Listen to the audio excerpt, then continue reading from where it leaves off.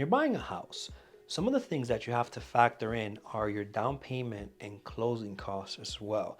So depending on what loan program you're going with, you can be anywhere from like 0% down to like 3.5 to 5 to 20% down, 50%. But another thing you have to factor in is your closing costs. So the closing costs are the fees that are associated when you're buying a house. I have another video on my channel actually explaining closing costs if you want to look for that video. But in this video, I wanted to talk about what happens if you needed some help with the closing costs. Now, there's ways that you can ask, friends or family for like gift funds, but there's also seller concessions.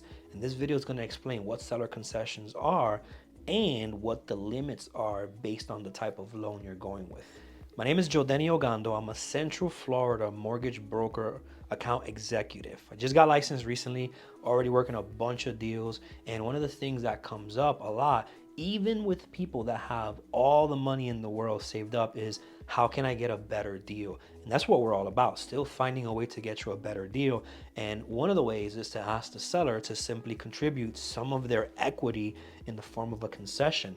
So I don't want to say that it's imaginary money, but it's actually money that would have been the proceeds of their home sale that they can use to help you close on the property. And you'd be surprised how many buyers inherit properties, their property values go up, and different scenarios where they have more equity than they thought they would.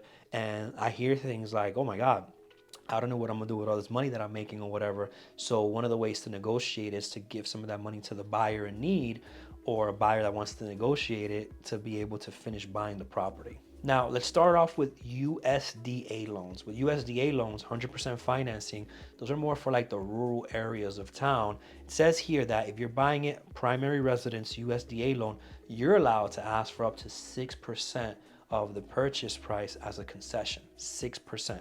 On a VA loan, when you're using the VA loan, you can ask up to 4% as a concession from the seller. FHA loans, which is 3.5% down, pretty common loan, you can ask for up to 6% in concessions, 6%.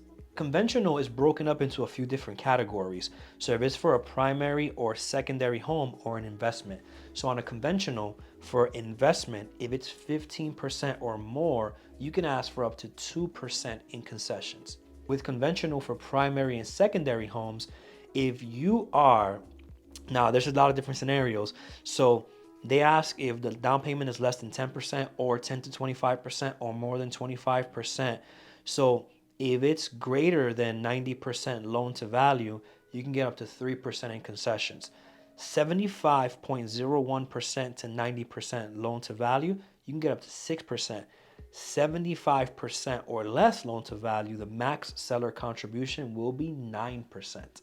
I hope you found this information useful. If you're into mortgages or you're looking to buy a house, or you're a realtor trying to learn a little bit more about mortgages, consider subscribing to this channel. Drop a like on this video.